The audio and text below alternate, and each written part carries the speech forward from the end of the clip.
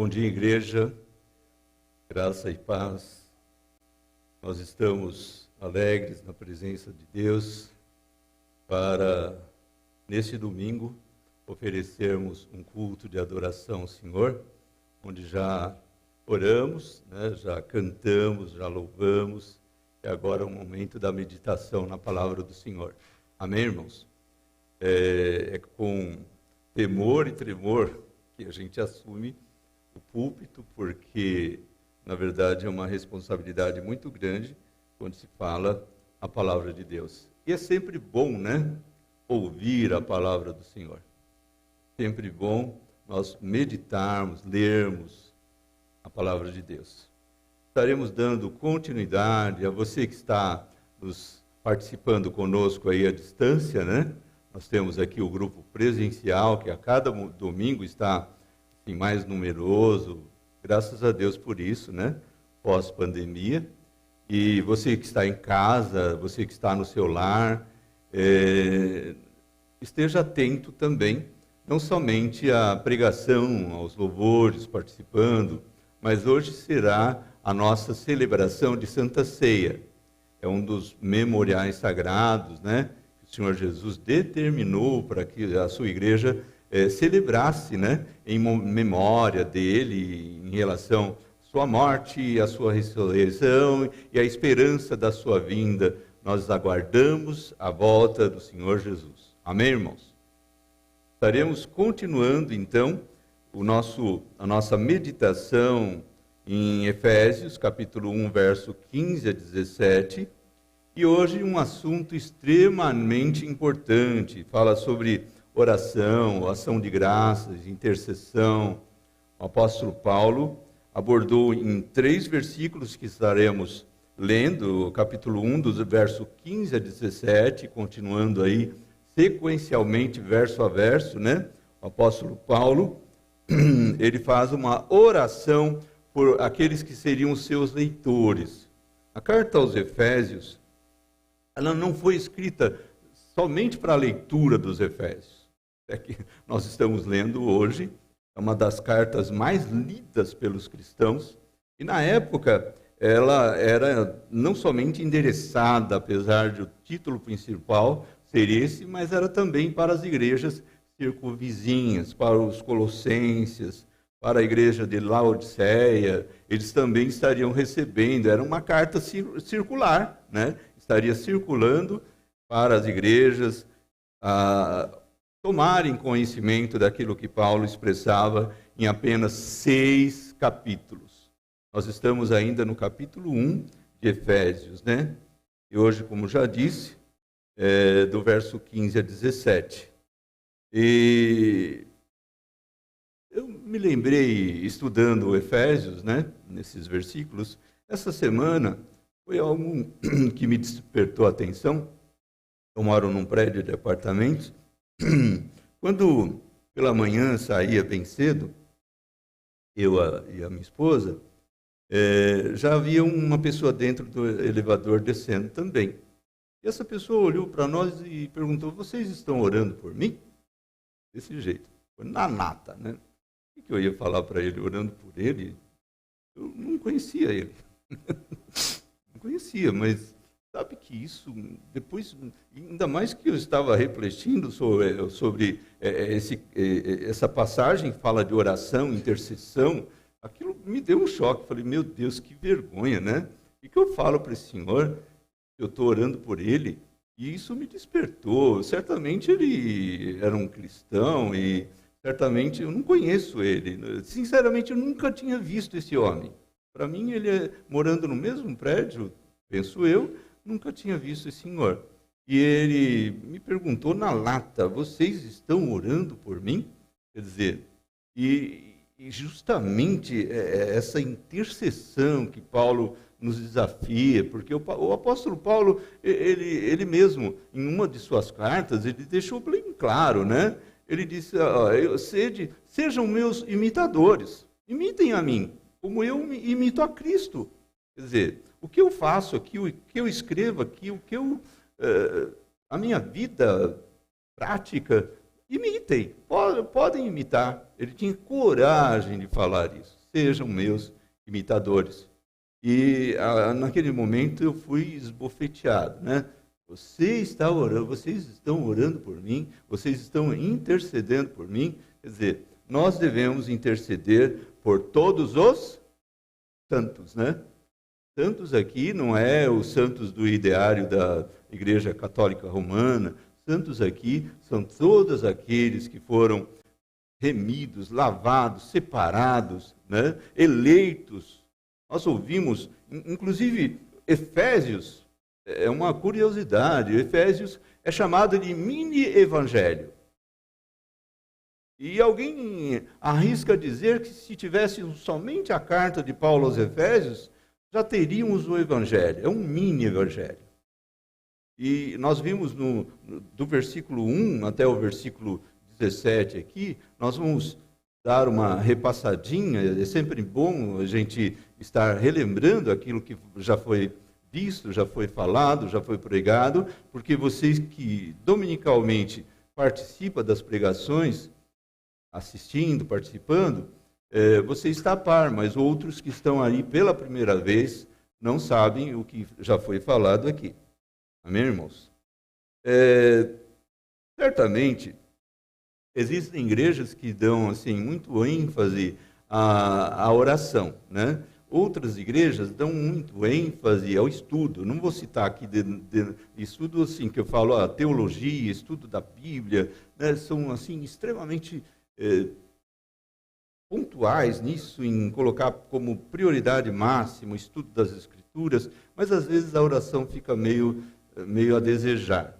Mas o ideal é nós termos uma vida tanto de estudos da palavra de Deus, quanto da oração.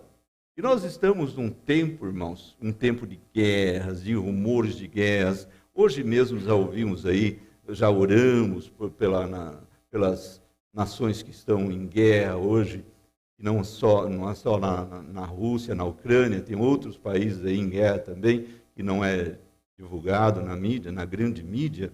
Mas hoje mesmo já oramos por eles, né? Oramos por aqueles que estão sofrendo nas guerras.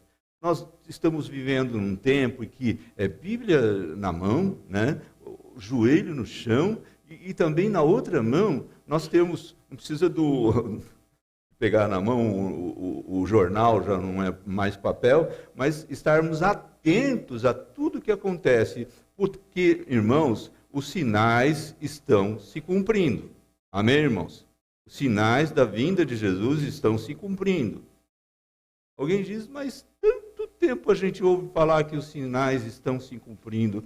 Tantos anos se passaram. Irmãos, olha, pandemia, que é mais de 2 anos e meio de pandemia. Você imaginava que enfrentássemos em dia? Eu tenho 60 anos e pouquinho de idade. Sinceramente, na minha pouca idade, eu nunca vi isso acontecer. Nunca vi. Jamais, nem ouvi falar.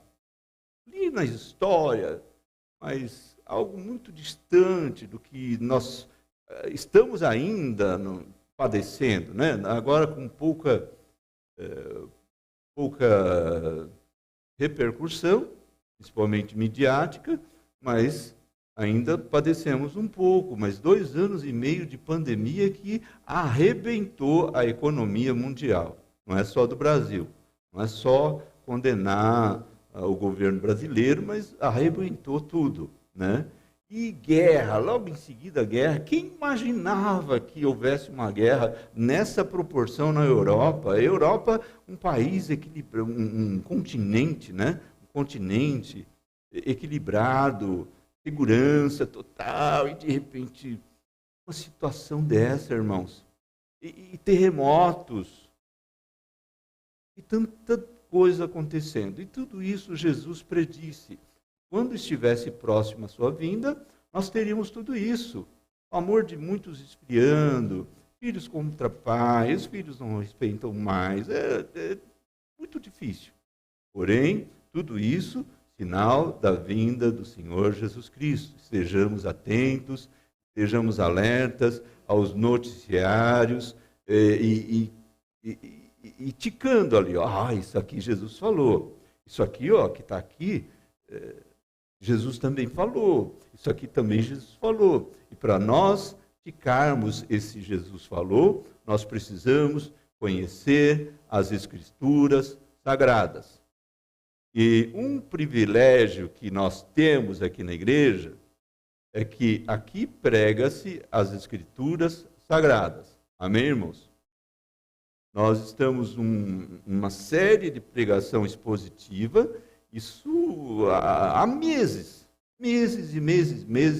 né? Pregações expositivas, para que isso nos prenda à palavra. Amém, irmãos? Agora, e também a igreja primitiva, a título de introdução, lá em Atos 2:42, não precisa projetar, a palavra de Deus nos diz que ele se dedicava, a igreja do primeiro século, quando começou, a dedicação dela era em quê? Nos ensinos dos apóstolos, né? Na comunhão. Olha a importância da comunhão. A importância da comunhão foi tão atacada nesse tempo de pandemia.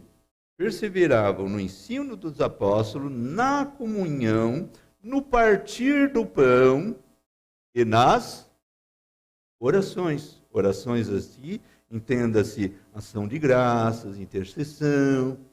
Amém, irmãos? E para fechar com chaves de ouro essa questão da importância da intercessão, Jesus, um dos ministérios do nosso Senhor Jesus Cristo, que ele tem por nós cristãos, seguidores de Cristo, é o ministério da intercessão. Ele intercede por nós, lá em Romanos 8:34, não precisa projetar. Ele está à direita de Deus. A palavra de Deus é bem clara. Paulo foi bem enfático. Ele disse que Jesus está sentado à direita de Deus e ele intercede por nós. Ele está lá, irmãos, intercedendo por nós. Ele esteve, ele está e ele estará. Ele intercede por você. Não foi só em João 17, na oração que Jesus fez pelos seus seguidores, discípulos, nós também estamos inclusos, mas Jesus continua intercedendo por nós. E em tudo ele nos foi como exemplo. Jesus intercede por você. É por isso que nós estamos em pé na presença de Deus. Não é pelos nossos méritos. Nossa justiça é como trapos de imundícia. Mas Jesus, ele intercede por nós, à direita de Deus. Vejamos o texto bíblico, então, projetado aí para acompanharmos a leitura. Então, Efésios capítulo 1, verso 15 a 17.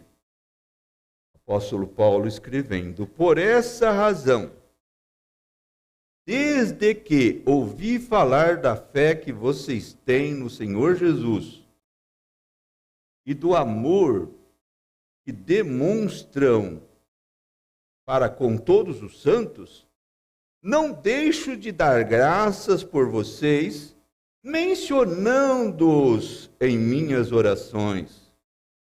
Peço que o Deus de nosso Senhor Jesus Cristo, o glorioso Pai, lhes dê espírito de sabedoria e de revelação no pleno conhecimento dele. Oremos. Senhor Deus e Pai, nós queremos pedir ao Senhor, em nome de Jesus, que os nossos olhos do coração, da alma, sejam iluminados, Senhor, para que possamos compreender esse mistério, a profundidade da Tua palavra, compreender a profundidade do Evangelho, da salvação, da eleição, que a palavra do Senhor nos traz nesse momento. Nós possamos sermos edificados, exortados, abençoados por Tua palavra nessa manhã, em nome de Jesus. Amém. Um pano de fundo, Paulo, só relembrando em poucas palavras, ele coloca nesse mini-evangelho, né, que é Efésios, no capítulo 1, verso 3 a 5, ele coloca para nós, para os Efésios, para nós que estamos lendo a Bíblia hoje, como Deus planejou na eternidade a igreja. Deus planejou a igreja. Ele planejou, ele escolheu, ele predestinou para si aqueles que ele quis. Né? E depois do verso 7 a 12, no capítulo 1, né, o apóstolo Paulo, ele escreve: como o amado Filho de Deus, nosso Senhor Jesus Cristo, encarnou, derramou seu sangue para remir, para pagar os nossos pecados, né? Desses que Deus havia elegido, havia predestinado, dando-lhes entendimento, revelando-lhes o mistério da vontade de Deus e fazendo-os herança de Deus. E depois do versículo 13 até o versículo 14 do capítulo 1, o apóstolo mostra, então, é por isso que a gente chama isso essa carta de mini-evangelho. Veja bem, Deus planejou a salvação, né? Deus planejou a igreja, Jesus derramou seu sangue para remir, pagar o preço dos nossos pecados, e agora, do 13 ao 14, o Espírito Santo de Deus, no tempo certo, certamente, através da pregação do evangelho, da palavra de Deus, ele chama esses eleitos, esses que o Senhor Deus havia elegido, né? Eleitos, porque em Cristo morreu. E sela eles. O Espírito Santo sela, bate um carimbo, esse carimbo funcionando como penhor. O Espírito Santo é o penhor, é a garantia de que um dia o Senhor Deus haverá de resgatar-nos na vinda do Senhor Jesus. Amém, irmãos?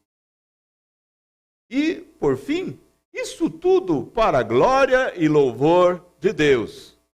O pastor André, na última pregação que ele fez, ele ressaltou muito esse objetivo. E tudo isso é para a glória e louvor do nosso Deus. Amém, irmãos? Agora, depois do versículo 14, então, que nós entramos na parte que nos cabe, em seguida, o apóstolo Paulo, ele se engaja em oração. Oração de gratidão, de ação de graças pelos efésios e por todos que moravam naquelas regiões adjacentes, né? Isso para quê? Para que compreendamos a profundidade do evangelho, né? É importante lembrar que Éfeso, a cidade de Éfeso, né, aquele povo, eles moravam no centro de adoração da deusa Diana. Havia uma imagem lá, uma deusa reconhecida como rainha dos poderes celestiais, senhora dos zodíacos, governava os deuses do submundo. Quer dizer, ali estava o centro do poder oculto, do poder dos submundos, né? E Diana, ela era a própria encarnação da autoridade. Os efésios, eles estavam acostumados com o poder da magia, da feitiçaria. Tanto é que quando o apóstolo Paulo chegou naquela região, ele ficou 2 anos ali, irmãos. Foram 2 dias, 2 semanas, não. Foram 2 anos trabalhando ali, incansavelmente na pregação do Evangelho, que é o poder de Deus para a salvação de todo aquele que crê. Foram 2 longos anos. E ele, enquanto ele ali estava, muitos que se converteram, eles se reunia certa feita, né, publicamente para confessar as suas más obras, as obras de feitiçaria, de magia, de bruxaria, que eles eram adeptos, E eles traziam os seus livros de feitiçaria, de magia, e empilhavam lá, faziam montanhas de livros de feitiçaria e queimavam em praça pública, porque eles eram adeptos desse poder da bruxaria. E nós não desprezamos isso, quer dizer, nós reconhecemos que existe o poder das trevas. É claro que isso é incomparável, muitíssimamente incomparável ao poder do Deus que nós servimos. Mas não ignoramos que existe sim o poder das trevas, da bruxaria, da magia. E os efésios estavam acostumados com esse poder. E agora, eles se converteram ao Evangelho, né? Eles que estavam acostumados ao poder da bruxaria. E agora, onde é que veja bem, nessa situação eles estavam com o líder deles, o fundador da igreja, preso. O fundador da igreja estava aprisionado. Eles se converteram e continuavam, entre aspas, pobres como antes. Entre aspas, ficavam doentes como antes. Entre aspas, agora perseguidos por serem cristãos. Quer dizer, piorou a situação? E onde está então o poder de Deus? Alguém poderia argumentar, né? Como vez ou outra nós ouvimos, mas que Deus é esse que vocês servem, que não cura o fulano lá, que você orou, a igreja orando pela Beltrana, pela irmãzinha, e Jesus não poupou de... Onde está o poder de Deus? E certamente nessa passagem, Paulo deixa claro que o poder de Deus que agora opera nos cristãos, primariamente, ele é de ordem espiritual. Ele é espiritual. E se revela de uma maneira extraordinária, de uma maneira gloriosa. E, particularmente, Paulo também, uns versículos à frente, ele fala que se revela na ressurreição de nosso Senhor Jesus Cristo, onde repousa a nossa esperança. Amém, irmãos? E Paulo, que fundara a igreja de Éfeso, depois de 2 anos de trabalho ali, já se passaram, então, ele deixou aquela região 5 anos. 5 anos depois, ele se encontrava preso. E certamente, os crentes de Éfeso, eles e da região, receberam a informação de que Paulo estava preso. E estavam preocupados com essa prisão, sim ou não? Se eu souber que o irmão fulano está preso por perseguição ao Evangelho, se um dia chegar no Brasil, Deus nos livre, a gente tem que orar para que haja paz nesse país, para que possamos ganhar nosso pão honestamente, pregar o Evangelho livremente. Por isso nós devemos orar também. Amém, irmãos? Deus nos livre de um dia haver uma perseguição aqui no Brasil. Já pensou? Vai preso lá o irmão Marcos, vai preso lá o irmão Ronaldo, vai preso o irmão André, o irmão Jair. Já pensou? Deus do céu, será que isso não traria uma sensibilidade, uma preocupação? Então, era assim que se encontrava os cristãos de Éfeso. Bom, eles estavam preocupados, 5 anos sem Paulo vê-los, né? Voltando novamente, escorrendo sobre Efésios 1, 15 e 17. No verso 15, onde Paulo escreveu: por essa razão, desde que ouvi falar da fé que vocês têm no Senhor Jesus Cristo e do amor que demonstram para com todos os santos, não deixo de dar graças, verso 16, por vocês, mencionando-os em em minhas orações.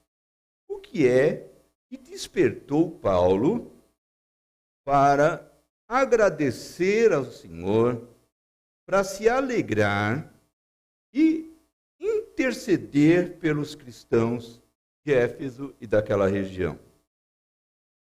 Eu posso afirmar, e aqui está bem claro, que foram duas coisas. E que, na verdade, são os sinais que identificam o cristão. Ele disse: ouvi falar do quê? Da fé que vocês têm, e ouvi falar também do amor que vocês demonstram. São dois grandes sinais que identificam o cristão. Eu tenho um hábito de quando adquiro o carro, né? Eu faço questão de colocar lá o peixinho atrás do carro. Mas isso é uma mania minha, né? O peixinho lá, né? E não é o peixinho lá, irmãos, que identifica o cristão, não. Há pessoas que, com o peixinho lá atrás, alguém dá uma fechada nele no trânsito, ele solta lá um palavrão e aqui é para você, assim, para não mostrar outros sinais, né? Aqui para você, o peixinho, aí depois o fulano que está mais aí, às vezes é um cristão, é um santo em Cristo, né? E foi ofendido, e depois ele olha lá atrás e vê o peixinho atrás no carro. Então não é o peixinho, não é a cruz, não é a cruz, o crucifixo, não é o comprimento da saia, não é o comprimento do cabelo, não é a barba, o cavanhaque, o bigode, o sei lá, que identifica o cristão. Paulo deixou bem, é claro que não é só isso, mas os dois sinais, as duas evidências que fizeram com que Paulo se alegrasse e entrasse em oração, em gratidão. Então essas duas aí, a fé e o quê? O amor que eles demonstravam por todos os santos. Quer dizer, como é que você demonstra amor? É abraçando? Somente? Eu vou lá, dou um abraço na pessoa, quer dizer, eu ofendo, depois dou um abraço? Não, não é isso. Esse amor, certamente, ele era demonstrado através de atitudes, através de ações. Primeiro a fé, depois o amor. Amor, produto da fé. Amém, irmãos? John Stott, que é o autor do livro que nós estamos tendo como base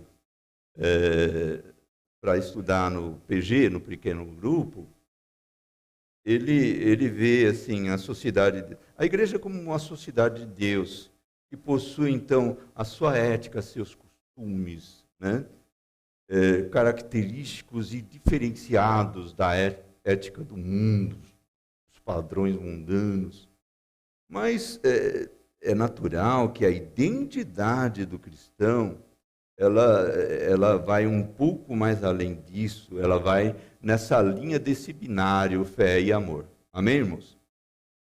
E isso fez com que Paulo, observando isso, fez com que Paulo entrasse, então, em oração. Por quê? Depois de 5 anos que ele esteve pregando por 2 anos lá em Éfeso, imagina se ele ouvisse falar que os efésios, a igreja lá, estava ao Deus dará. Quer dizer, estava debandada, não tinha amor, não tinha fé, estava cheio de tanta procedimento antibíblico. Então, é como se Paulo estivesse dizendo aqui na sua carta, olha, o meu trabalho de 2 anos não foi em vão, não. Não foi em vão. Isso traz alegria. Amém, irmãos? Nós estamos completando aqui vamos completar 11 anos aqui. Esse trabalho aqui não foi em vão. Amém, irmãos? Não foi em vão. Quanta gente já foi abençoada através da pregação do Evangelho nesse púlpito. Quanta gente já foi edificada, pessoas que estão longe daqui, em outras cidades. Então, Paulo sentia essa mesma alegria quando chegou para ele essa notícia da fé firme, do amor que eles demonstravam para com os santos. E Paulo, então, entendia a necessidade de orar por eles. Por que orar por eles? Ele já não tinha fé? Tinha fé. Ele já não tinha amor? Tinha amor. Mas, e agora? Por que precisavam de oração, mais oração? Porque Paulo, na verdade, irmãos, nem todos os salvos em Cristo Jesus, eles entendem a profundidade do Evangelho. Nós devemos pedir a Deus, Senhor, ilumina a minha mente, ilumina os olhos do meu coração, para que eu possa conhecer. Irmãos, nós estamos numa posição tão privilegiada, posição de eleitos, de salvos, de remidos, de perdoados, com o nome escrito no livro da vida. Olha, se nós tivéssemos a real plenitude da consciência da nossa posição, que Deus, em seu infinito amor, que Cristo, através do seu sacrifício, o Espírito Santo nos convenceu disso, nós vivíamos felizes e alegres e pulávamos de alegria e dávamos glória a Deus todas as vezes que lembrássemos dessa posição que o Evangelho em Cristo Jesus nos colocou. Amém, irmãos? Não temos, nem todos os santos, aqui, Paulo, até o verso 14, ele prega ali um mini-evangelho. Então, para que nós compreendêssemos essa profundidade do Evangelho, haveria essa necessidade de nossos olhos serem abertos e compreendêssemos, então, quão glorioso, a glória, né? A glória que existe nisso. Agora, é interessante, e Paulo, ele nos é como exemplo, né? Nós devemos, de certa forma, estarmos atentos a isso, a tudo aquilo que ele nos ensina através dos seus procedimentos. E entendemos também que devemos ser intercessores, orar uns pelos outros. E orar, irmãos, não é para aquele que é grato a nós mesmos, né? Existem situações em que a pessoa está ofendida com o outro e ele não quer orar pelo outro, se nega a orar. Porque orar não é só para quem merece nossa oração. Nós devemos orar por todos os santos, inclusive aqueles que não lê na nossa cartilha, não é isso? Sim ou não? Sim, por todos os cristãos. É muito fácil orar pelo irmão Carlos. Eu gosto dele. Não é, irmão?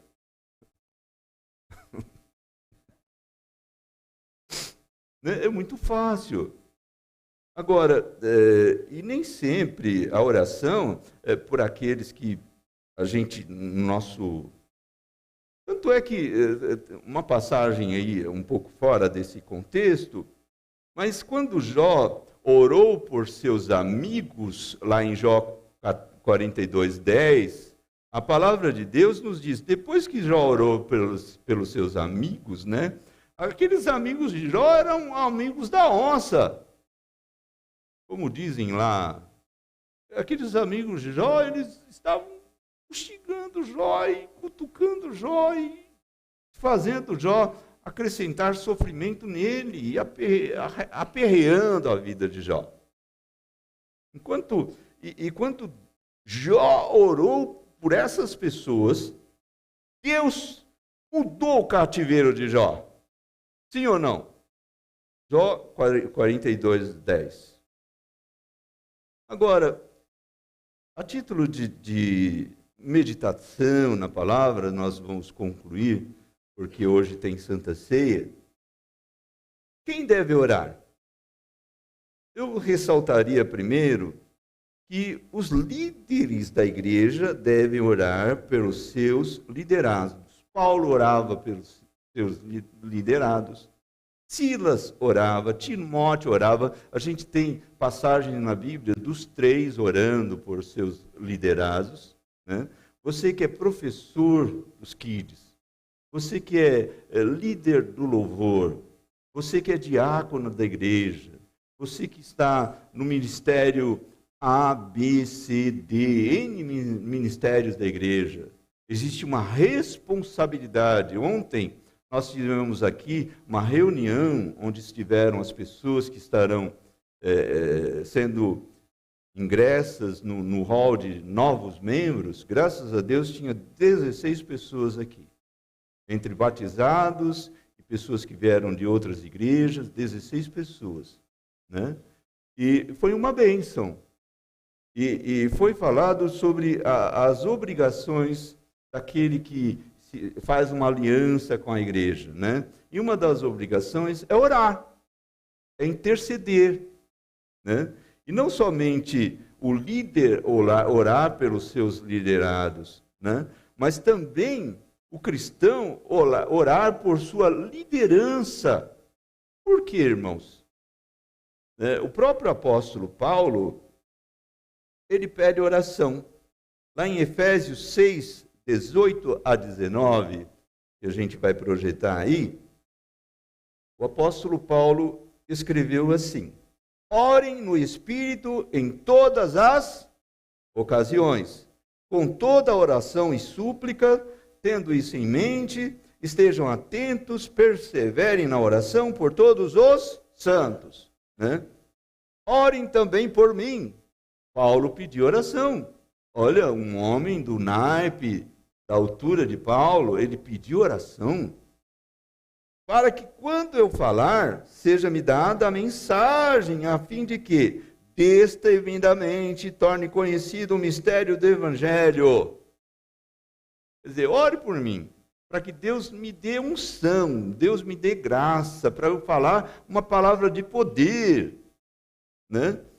E torne conhecido o mistério do Evangelho. Então, Paulo também, ele pediu oração. Ele, como líder, nós devemos orar, todos os crentes orarem por seus líderes. Por quê? Irmãos, se você estivesse numa guerra, vamos pensar assim, está lá o capitão, o general, é natural que você na guerra ia querer acertar primeiro a mais alta patente, né? Tirar ele de atividade, porque ele tem ao seu comando inúmeros soldados. Você ia atirar em quem tem mais alta patente. E Satanás faz exatamente assim contra aqueles que são líderes na igreja. Não pense em você, que você sendo líder, você está livre de ser alvo de Satanás. Satanás quer derrubar você. Daí a necessidade de estarmos confiando somente na misericórdia de Deus e buscando o socorro do alto em oração. Senhor, tem misericórdia do irmão fulano, que está à frente lá do grupo da irmã fulana, que está à frente do grupo de louvor, porque o inimigo certamente ataca ela. Tem misericórdia daquele que está à frente do grupo da recepção, do grupo tal, dos diáconos, do pastor da igreja. Tem compaixão, Jesus. Tem compaixão. Guarda a vida dele.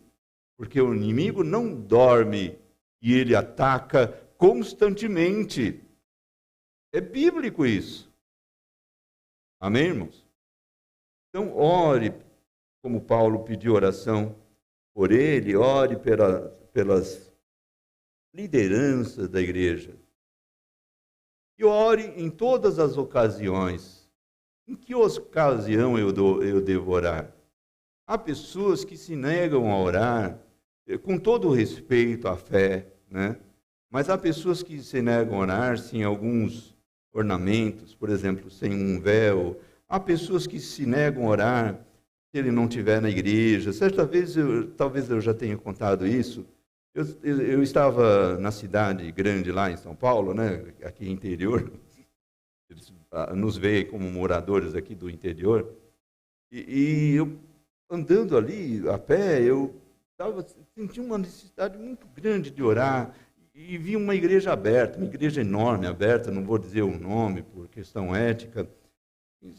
E eles estavam orando lá, tem oração lá, né? Aí eu entrei, necessidade de orar, fui lá, dobrei meu joelho, eles estavam ajoelhados também, né? Eu dobrei o joelho como costumava fazer, dobrar o joelho assim, voltado para o... Aqui tem o assento e aqui tem como se eu dobrasse o joelho aqui, olhando para esse pano da cadeira. E orando, né? Orando. Dali a pouco alguém bateu no meu ombro. Ô, irmão, e você sabe que não pode orar de costa para o altar? Meu Deus, eu lá ali buscando, angustiado, precisando orar. O camarada fala que eu não posso orar de costa para o altar. Eu faço igual. Eu falei para ele, irmão, a bênção que espero não vem daquele altar ali, não, vem lá de cima. Aí, meu Deus, juntou mais uns dois, sabe? 2, 3. E ó, eles são... Depois eles falam que a gente está endemoniado, se a gente... Quer saber? Eu pensei, quer saber de uma coisa? Já estragou tudo mesmo. E que a mula dali. Porque é uma situação, irmão. O apóstolo disse que a gente deve orar em todas as ocasiões, irmão. É claro que seria bom se você pudesse orar de joelho, orar reverentemente, mas tem situação que não dá tempo. Tem situação que é lá no banheiro mesmo da empresa. Você está na fábrica, o calo apertou, a luta chegou. Quantas vezes eu vou no banheiro lá de onde eu trabalho e dobro o joelho lá, fecho a porta, ninguém está vendo, oro baixinho lá, encostado em vaso. Infelizmente, onde que eu vou orar? Não dá. Em todas as ocasiões. Quantas vezes eu já fiz isso? E agora, por quais motivos orar? Concluindo, o apóstolo Paulo, ele deu ênfase nessa oração às necessidades espirituais. Ele poderia dar ênfase em outras necessidades. Certamente ele orou pela saúde de Timóteo, né? Orou por isso, mas nessa situação ele dava ênfase e em todas as situações parece que a prioridade dele eram as necessidades espirituais. Verso 17. Peço que o Deus de nosso Senhor Jesus Cristo, o glorioso Pai, nos dê o espírito de sabedoria e de revelação no pleno conhecimento dele. Em outras palavras, ele pregou o mini evangelho ali até o verso 14, e agora ele está orando para que a gente, nós e os leitores, compreendessem a profundidade desse evangelho, que recebessem sabedoria e revelação. Deus quer que você o conheça. Deus quer se fazer conhecido por todos. E desde o Antigo Testamento, como as águas cobrem o mar, e o conhecimento da sua glória há de encher toda a terra, diz o Senhor. Deus quer que você o conheça, você ouvinte aí, não sei quando estará ouvindo essa mensagem, mas Deus quer que você o conheça. Ele quer se fazer conhecido por você. Achegai-vos a Deus, e Deus se chegará a vós. Quer dizer, se aproxime. E Ele quer que você fique próximo a Ele. E essa ênfase também é dada em Efésios 3, 16, 19. No versículo de 16 de Efésios 3, Paulo escreveu assim: oro para que com as suas gloriosas riquezas ele os fortaleça no íntimo do seu ser, com poder, por meio do Espírito Santo. Quer dizer, dando ênfase às necessidades espirituais, Deus quer te fortalecer. Então, nós devemos orar para que sejamos fortalecidos espiritualmente, né? Verso 17 de Efésios 3. Para que Cristo habite em seus corações mediante a fé. Mediante a fé. E oro para que vocês, arraigados e alicerçados em amor, para que vocês sejam arraigados e alicerçados em amor. Quer dizer, Deus quer que Cristo habite em você mais e mais. Verso 18. Possam juntamente com todos os santos compreender a largura, o comprimento, a altura, a profundidade. Quer dizer, o Senhor Deus quer que você compreenda na plenitude o amor de Cristo, o evangelho da salvação. É muito bom receber bênçãos, a bênção da prosperidade da empresa, do seu lar. É tão bom, né? Mas tudo isso é passageiro. Tudo isso passa. Agora, as necessidades espirituais, irmãos, essas virtudes, esse conhecimento da plenitude, é que nos alicerçam a continuar na jornada cristã. Hoje você recebe uma bênção material na sua empresa, amanhã isso já não existe mais. Mas o seu crescimento espiritual em Cristo Jesus, ele vai perdurar para sempre. Você vai estar firme daqui 10 anos, daqui 5, estando as coisas dando certo, não dando certo. Você vai aprender a dar graças por tudo, né? Ou em tudo dar graças. Não é fácil. E Paulo sabia dessas dificuldades, né? Verso 19, para concluir. Conhecer o amor de Cristo, que excede todo o conhecimento, para que vocês sejam cheios de toda a plenitude de Deus. Deus quer que você seja cheio do Espírito Santo de Deus. Deus quer que você seja cheio da plenitude de Deus, né? E para finalizar, o versículo Efésios 1:17,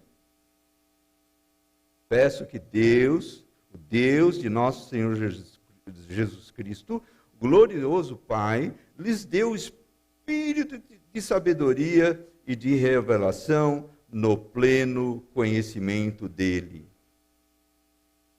O apóstolo São Paulo queria que você compreendesse as implicações do Evangelho de Cristo.